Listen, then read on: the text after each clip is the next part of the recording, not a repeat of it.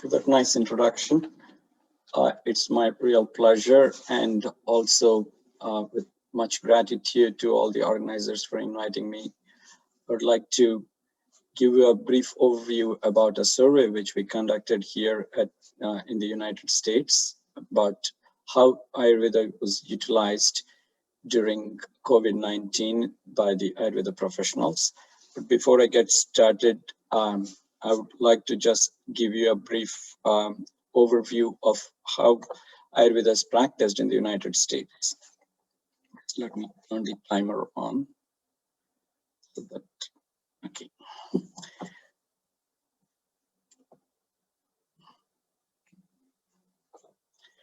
So this is my presentation now. As I mentioned, I'll give you a brief overview about Ayurveda in the United States, and then the levels of education and practice. And then Ayurveda has a health promotion tool, which we will talk about. The IU COVID survey is what does most of my talk is going to be on this particular survey, and then I'll make some concluding remarks. So in 2002, there were less than 0.1% of the United States population was using Ayurveda. It slightly increased in 2007 and 2012. There is a steady increase. This is based on a survey conducted by National Health Information, CDC, which is a National Health Information Survey of 33,000 people every year. They do make a call, and every 5 years once they do ask about complementary integrative health. And during that time, people who reported that they have been using Ayurveda in the last 12 months or so, that's how this particular data has come. And there is no data available after 2012, at least I could not find it in the literature, but there must be something. But what encourages me to believe that it has grown is the growth in yoga and meditation, because as you perhaps are aware that Ayurveda has entered into this country through yoga, and so more and more yoga users, Ayurveda awareness increases, and thereby more and more people start practicing Ayurveda, or not practicing, seeking Ayurvedic care as well. Also, the entry of, standardization of ashwagandha by a company called as Exoria.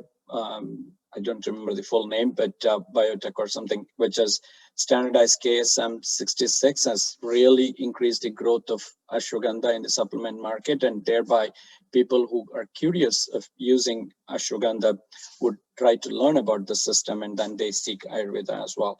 So as you could see, that there was a tremendous growth from 2012 to 2017, like a big jump in the users of yoga as well as also meditation. From 4.1% of the US population, it grew to 14.2%, which is really always a good thing for Ayurveda, because people who use yoga and meditation are the ones who usually seek Ayurveda as well. So also, Ayurveda is organized by one of the largest organizations in the United States. We have Dr. Jayarajan, from a board member from this National Ayurvedic Medical Association, which represents Ayurvedic profession in the United States in a big way, which started from 500 members long back to now it has got more than 1,000 members, which is primary goal for this is to support Ayurvedic education and professional practice in this country. As part of its standardization, and currently there are 3 levels of certificates, and which are provided, or which are usually made available for students who are curious to learn about Ayurveda. There is an Ayurveda health counselor program, and Ayurveda practitioner, and then Ayurvedic doctor.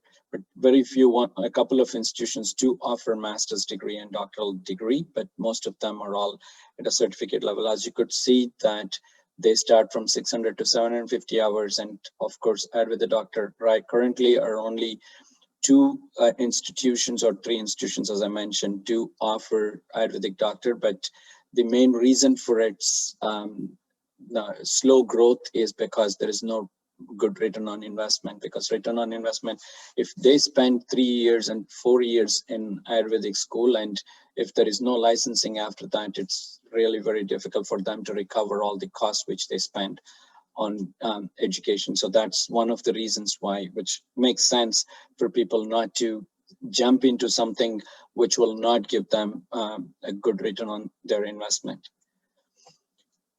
So as part of its advocacy efforts to get licensing in this country, National Ayurvedic Medical Association has set up a board, NAMA certification board, to offer certification by conducting rigorous certification exams, which are actually managed by a third party, which is not managed directly by them, and which is all standardized, creating standardization as well as also administered by a third party. And it is currently offered in 2 stages, an Ayurvedic Health Counselor exam and AP Ayurvedic Practitioner exam, and an Ayurvedic doctoral exam is in the process of being developed. And once that happens, then there would be 3 levels of certifications. These are board certifications, but again, they do not equal to a licensing, which will give this do define scope of practice, but this does not help in any practitioner to say that they are licensed clinical Ayurvedic practitioners in this country, because that's a faraway dream, which we definitely would all, as Ayurvedic practitioners, would dream about having our own licensing board and licensing, because that gives us a little bit more credibility of doing clinical practice. So with that background, I'll jump on to my survey, which we conducted in the last year. This is basically asking people questions about how they practiced Ayurveda during the peak COVID time in the United States between March and September. So the main purpose of our survey was to understand the utilization of Ayurveda for health promotion, because you could not say that it is for any kind of treatment, because that is something which nobody can claim that outside, I mean, at least in the United States. Let me just limit myself to that. And so it was an online survey, which was a cross-sectional study design with 20 items on the survey, which was administered via SurveyMonkey, which is an online survey administration tool, which is nationwide. We sent this survey through via email, as well as also through WhatsApp and other digital media, whatever could go through. And we did receive an approval for the survey through our university IRB, Institutional Review Board. And we made sure that we did inform the survey respondents that it's confidential and anonymous, and responding to the survey was implied consent from the respondents. We did not get a separate informed consent. The example inclusion criteria was any Ayurvedic professional who is practicing in the United States is eligible to participate, and there were no restrictions about age, gender, or any ethnicity. All of them were invited, and in fact, we wanted it, and we very vigorously marketed, but you'll see that the results were not that impressive. Excuse me. And there is, if they are not practicing in the United States, we did not want them to answer, because we wanted to capture how Ayurveda was practiced in this country during the pandemic.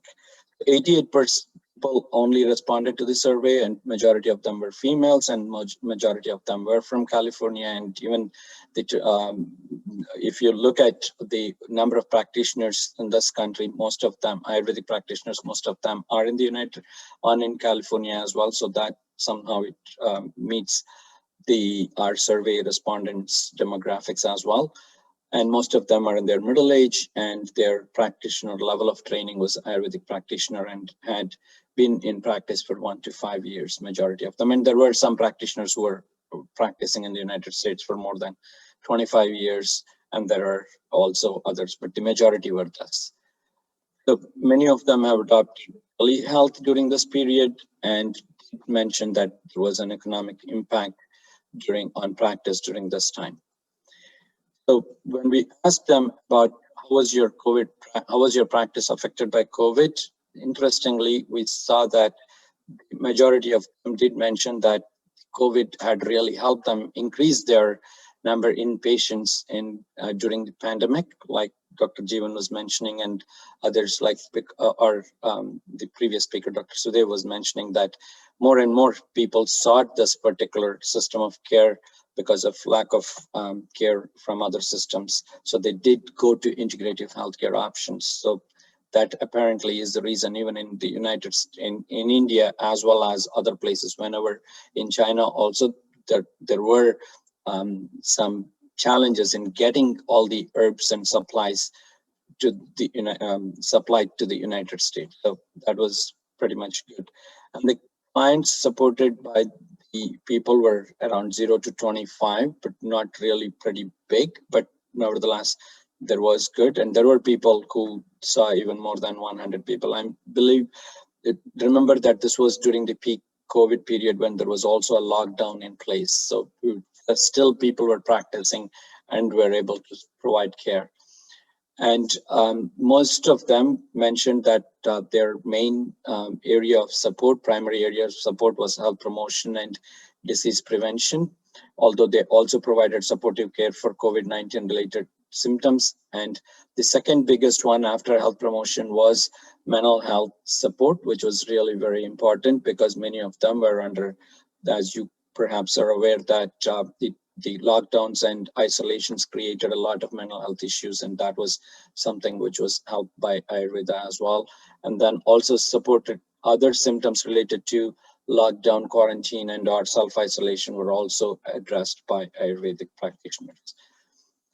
So what services they offered? Specific diet for general prevention, which is our main what do you call pillar of strength, and then also they provided lifestyle advices and Ayurvedic herbs for these particular clients who sought their care. And there were also pranayama, Ayurveda self-care, oil therapies, and some people also provided detox and things like that. So how often did they suggest the following advices? You could see that fostering health relationship with family was always suggested to them. In addition to yoga and meditation was also many a time suggested, and walking, running, hiking, and deep breathing of pranayama was suggested to their about lifestyle behavior. Like we wanted to know, like if there was anything in the Ritucharya. And if Ayurveda based specific lifestyle advices, they did mention a whole lot of dinacharya, and then also drinking hot water, which is something really new for people here. And then specific advice was also was given to these patients, clients who sought during this period when they wanted to focus on immunity and things like that. Although there was herbal steam inhalation and daily nasya, which are all, if you look at all these things, which also match the AYUSH guidelines as well. So how often did you suggest the following Ayurvedic supplements to your clients when they were asked? Like you could see that most of them were prescribing. Chyawanprash was sometimes prescribed, but you will see custom Ayurvedic herbal formula formulated by the patient, by the doctor or practitioner themselves was prescribed more often, often or always, than the over-the-counter supplement or Chyawanprash or classical Ayurvedic formula. Classical Ayurvedic formula is in the next after custom Ayurvedic formulas. So which is kind of very encouraging to know that there are people who are doing that. We're also asked a question which was very much near and dear to me, is to know whether Ayurveda has a public health role in the United States in health promotion. Particularly, we always think that there are always these guidelines talking about Western way of screening as well as treating conditions. But although Ayurveda has its primary goal of swasthasya, swasthya rakshanam and things like that, but it was never promoted as a public health tool for health promotion. So, but all practitioners, all those respondents did believe that there is a definitive role for Ayurveda in public health. So summarizing my COVID survey's findings, majority of respondents did report Ayurveda services for health promotion and disease prevention during COVID-19, followed by care for mental health support. Ayurveda lifestyle, diet, and herbs were more often advised during COVID than other things.